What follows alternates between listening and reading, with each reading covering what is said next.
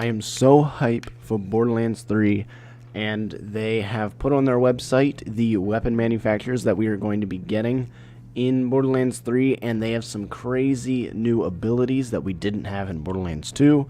We have a manufacturer from Borderlands 1 returning, and then we have a brand new one with Borderlands 3. This game was confirmed to be released September 13th. I have already pre-ordered the $100 version with all the DLCs. Very, very hyped for this game. It's going to be fantastic. Let's get right on into the types of weapons we're going to be able to use for this game. Alrighty guys, so if you've played any Borderlands before, specifically Borderlands 2, you will know most of these weapons and what they do now. But for starters, here we have Hyperion. Aim down sights and take cover behind your weapon-mounted shield. That's awesome. So whenever you aim down sights, you're going to have a shield pop up that's going to block bullets or damage coming to your character, which is really cool. That's new. Throughout this video, I'm going to highlight everything that is different between the weapon manufacturers and then leave everything that's already in Borderlands 2 unhighlighted.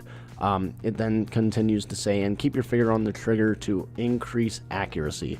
You know, that is already in Borderlands 2, and I'm glad that they kept that because that is my favorite part of Hyperion weapons.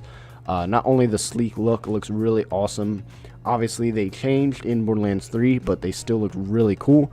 But now they have a weapon-mounted shield as well as increasing accuracy. So I think Hyperion is going to be a really good weapon manufacturer. Alright, next guys, we have Tediore, and these have actually been reworked a lot. I like how every single weapon has a very specific design element that makes it its manufacturer. Like, you're not going to mix up Atlas and Tediore. Like, they look completely different. Jacobs and Tediore, you're going to know what you're picking up, which is really cool.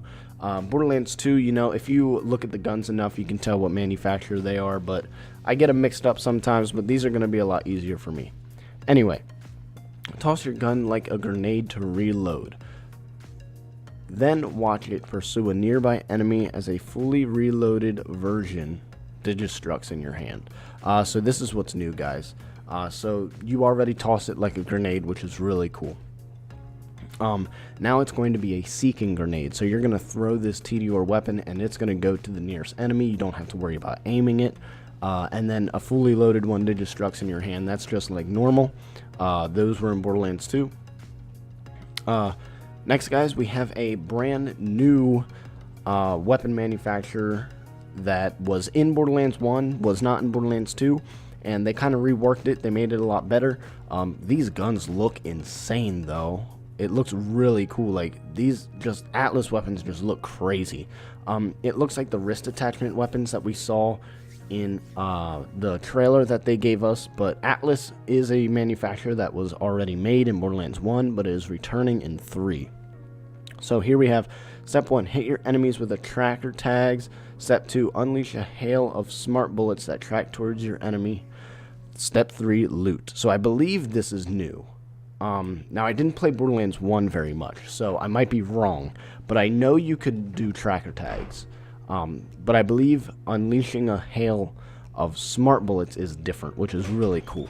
Alright, so next, guys, here we have the Jacobs manufacturer, which was already in Borderlands 2 and is returning in Borderlands 3. They actually look very different. They look very hunter classic style weapons, and they look absolutely phenomenal. I love this weapon type here. It looks really cool. They're kind of generic basic weapons, but they put a little twist on it so they don't look too boring.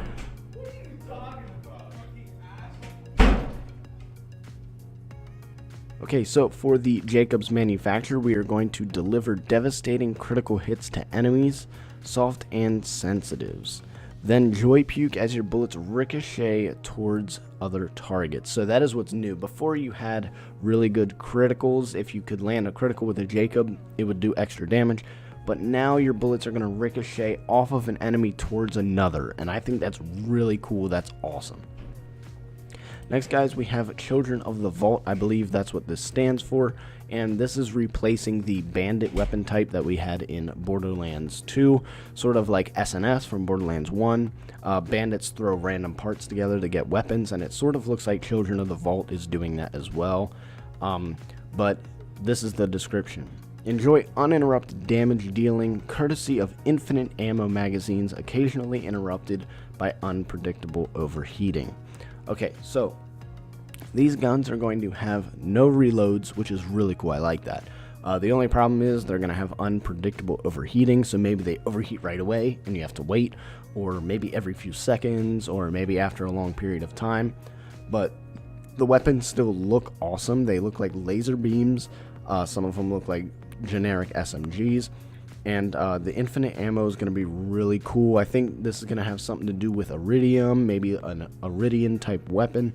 But the infinite ammo magazines looks really cool. Remember, this is a brand new weapon type, so we don't have much information on this yet. But let's move on to the next one. Alrighty guys, so we have Touareg next. Touareg was in Borderlands 2, returning in Borderlands 3. Switch between regular and sticky projectile fire modes. Stickies do more damage if a bunch of them detonate on the same target. So this is brand new. Touareg has always been explosive rounds. They've always fired explosive bullets, but now you can switch between regular explosive bullets and sticky projectiles, which is awesome. Stickies are going to do more damage if you can land a whole bunch of them at the same time. And what's really cool is you can switch in between, so you can use the better one for your situation. And I really appreciate that they did this with Touareg. That's really cool. Again, Touareg has that explosive feel look. This looks like a rocket here, so that's pretty cool. Next, we're going to move on to Vladoff. Now, Vladoff and Jacobs do look a little similar, but they definitely have differences. So for Vladoff, augment these rapid-firing, ammo-hungry guns with under-barrel attachments, including tasers, rocket tubes, and additional gun barrels. So those are completely new. We didn't have any attachments on weapons besides a bayonet that did melee damage in Borderlands 2. This is a returning manufacturer, but it does have crazy different things that you can do with it, including tasers, which is crazy. I don't know how that's going to work. I'm sure it's going to be a melee weapon that stuns an enemy. Rocket tubes, you're going to have grenade launchers on these weapons, and additional gun barrels, meaning that you're going to fire more than one bullet out of this gun at a time. And they're rapid firing, so they're fast fire rate, which has always been like that in Borderlands 2 as well. And ammo hungry, meaning they run out of ammo real quick, but they do high damage. Again, just like Borderlands 2, but these underbarrel attachments are what is new, and it looks really, really fun to play around with. I can't wait to get in and do all of that. I want to tase some bandits. That's going to be some fun. Next, guys, we have Malli Wan, and they look relatively the same like they did in Borderlands 2. Again, manufacturer returning from Borderlands 2. And toggle between two different elements. Charge your weapon and deal guaranteed elemental damage with your finger glued to the trigger. Okay, so there's a lot new in this. The fact that we can toggle between two elements is fantastic. If they keep slag and all of the other elements, then that's going to be fantastic, because the elements were already really cool in Borderlands 2. I know that they're adding at least one. It looks like a nuclear type color because it's not quite explosion and not quite corrosive. So that's going to be interesting. And then I believe the ice element is coming back. Anyway, if you can toggle between two, you could slag an enemy and then switch over to electric. Slag an enemy, switch to fire, whatever it may be.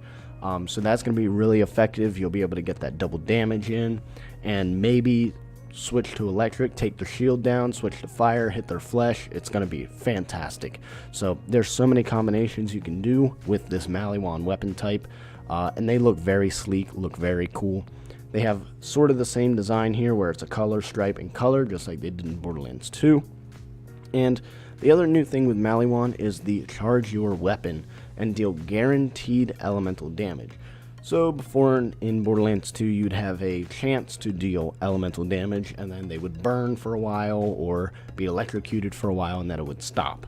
Well, if you charge up your Malli Wan weapon, and it looks like it's going to be one of these right here, this railgun, if you hold your trigger down and charge it, you will do guaranteed elemental damage, which seems really cool. That way, if you're in a situation where you really need it, you have it. That's awesome. And besides that, Malli Wan is staying the same, but they did add 2 new mechanics that look really fun.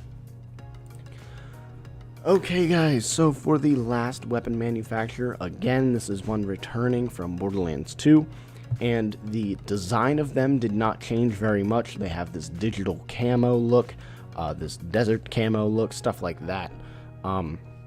But they did change how they fire, which I really appreciate, because in Borderlands 2, if you had a dull weapon, if you hip fired without aiming, it would be fully automatic or single fire or whatever, and then when you aimed, it would be either single hit or it would be fully automatic or burst or whatever. And in certain situations, that's really annoying, because sometimes you need to aim and sometimes you're only getting one bullet or you're only getting a few bullets. What's different about dull in Borderlands 3 is you can toggle between alternate fire modes depending on your playstyle, your predicament, and your predilection for bonus damage. So, in Borderlands 3, you will be able to toggle between maybe single or fully automatic, or burst and fully automatic, which is really cool. So you can aim down sights and still have that fully automatic, and you can hip fire and have a burst or whatever combination you want to have. But I'm glad that they're giving us that freedom with dull this time, because I never really found myself picking up dull weapons in Borderlands 2, because I never really liked having only burst fire. I never really found myself picking up dull weapons in Borderlands 2 because I never really liked being forced to use burst fire while aiming. But in Borderlands 3, it looks like they're going to be a lot more fun. And this freaking silenced sniper looks absolutely dope, might I say. So I think dull is going to be a lot better. So we got Hyperion, Tediore, Atlas, Jacobs, Children of the Vault, Touareg, Vladoff, Malli Wan, and dull. We have Atlas being one returning from Borderlands 1, and we have Children of the Vault, which weren't in Borderlands 1 or 2, and coming to 3. Hope you guys enjoyed this weapon manufacturer guide for Borderlands 3. I'm super excited to hop into this game September 13th and try all of these out for you guys. I'm definitely going to be streaming and playing this game. So let me know what you think about Borderlands 3 and the release date and these weapon manufacturers down in the comments below. Thank you guys so much for watching this video, and I will see you guys in the next one.